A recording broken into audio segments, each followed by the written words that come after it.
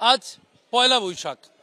বাঙালির 12 মাসে 13 পার্বণের প্রথম পার্বণ বলা হয় পয়লা বৈশাখ।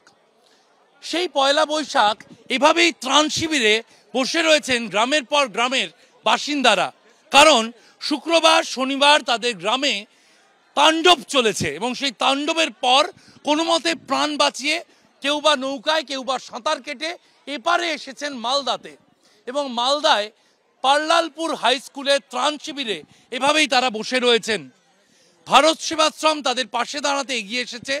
তাদের হাতে বছরের প্রথম দিন নতুন শাড়ি তুলে দিয়েছেন, কারো হাতে নতুন লুঙ্গি তুলে দিয়েছেন, কারো হাতে নতুন গামছা তুলে দিয়েছেন, কারণ তাদের বক্তব্য অনুযায়ী বেশিরভাগ মানুষকেই এক কাপড়ে তাদের চলে আসতে হয়েছে। বাড়িতে বেশিরভাগের জামা কাপড় রয়ে গিয়েছে, তাদের পরিধেয় দ্বিতীয় জামা নেই, এবং সেই সময় দাঁড়িয়ে মানুষের পাশে দাঁড়াতেই ভারত সেবাশ্রম সংঘের এই উদ্যোগ, নতুন গামছা নতুন কাপড় তাদের হাতে তুলে দিচ্ছেন তারা।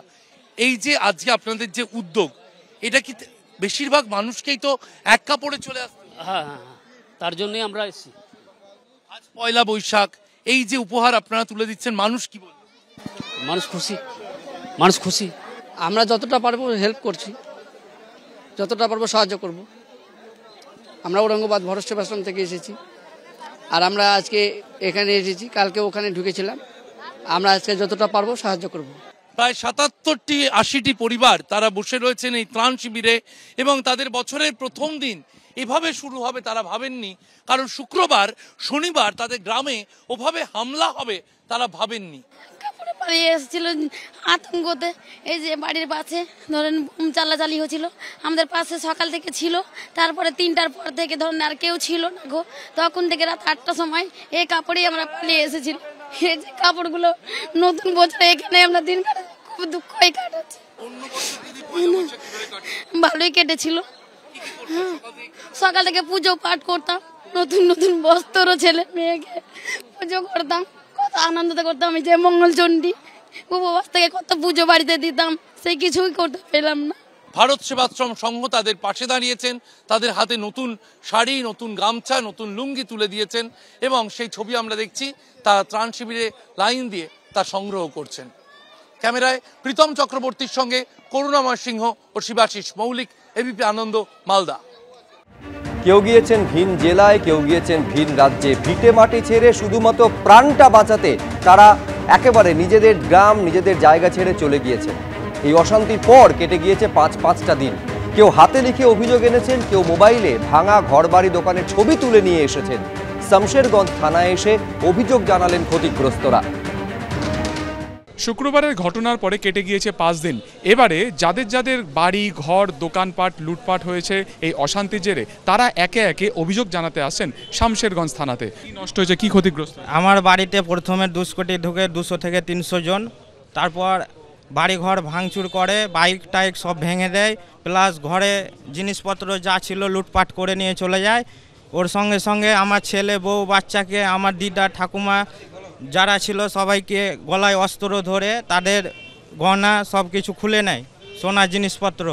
এতদিন পরে অভিযোগ সুরক্ষা ছিল না, ভয়ে ভয়ে আসছিলাম না, যদি ওরা রাস্তায় ধরে আমরাকে মেরে দেয়। আপনি কোথাকার বাসিন্দা? আমি রানীপুর জাফরবাদ গ্রামের।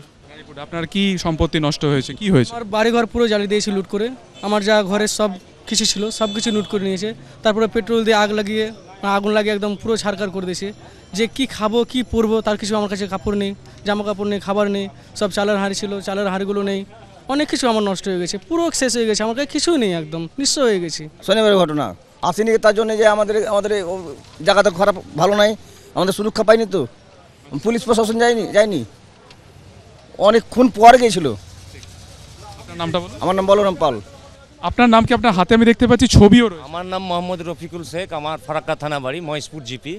আমার নেয়ার শিব মন্দির পোস্ট অফিসের নিচে চা কফির দোকান ছিল, সেই দোকানটা শনিবার 7:30টার দিকে আমাদের অনুপস্থিতিতে দুর্বৃত্তরা এই কাজটা করেছে অশান্তি সৃষ্টি করার জন্য, এবং প্রায় 3 লক্ষ টাকার জিনিসপত্র এরা নিয়ে পালিয়েছে। এটা কি চায়ের দোকান? এটা চায়ের দোকান এবং কফি। পরিষ্কার ছবি যেটা দেখা যাচ্ছে যে তিনি ছবি তুলে এনেছেন, সেই এই দোকান, তার উপরে তার সপরিবারের জীবন জীবিকা নির্ভর করছে, পুরোপুরি জ্বালিয়ে দেওয়া হয়েছে, এবং তথ্য প্রমাণের জন্য লিখিত অভিযোগের পাশাপাশি তারা কিন্তু এখানে ছবিও তুলে এনেছেন। এরকম একাধিক যাদের সম্পত্তি নষ্ট হয়েছে, যাদের ঘরবাড়ি নষ্ট হয়েছে, তারা এই মুহূর্তে এখানে অপেক্ষা করছেন। আপনি কি কমপ্লেন, আপনার কি অভিযোগ দায়ের করা হয়ে গেছে? আমরা দেখতে পাচ্ছি স্ট্যাম্প দেওয়া আছে। আমার স্বর্ণকারের দোকান, আমার দোকান, হ্যাঁ সোনার দোকান। আমার বাড়ি হলো জাফরাবাদ পঞ্চায়েত বাড়ি, আর 16 নম্বর ওয়ার্ডে হচ্ছে আমার দোকান। সেই দোকান শুক্রবারের দিন 4টার সময় লুট হোক, প্রায় 6 থেকে 7 লক্ষ টাকার জিনিস আমার সব বেকার করে দিই। আপনার নামটা বলুন। আমার নাম হচ্ছে সমীর দাস। কি হয়েছে আপনার? আমার বাড়ি সবকে জ্বালিয়ে একবারে করে দিয়েছে, শেষ করে দিয়েছে। আমি কিচ্ছু বাইর করতে পারিনি। এতদিন অভিযোগ জানাতে আসেননি কেন? এতদিন আসেনি, মানে লুকিয়েছিল হ্যাঁ ভয়ে। আপনার নামটা বলুন। বিউটি দাস।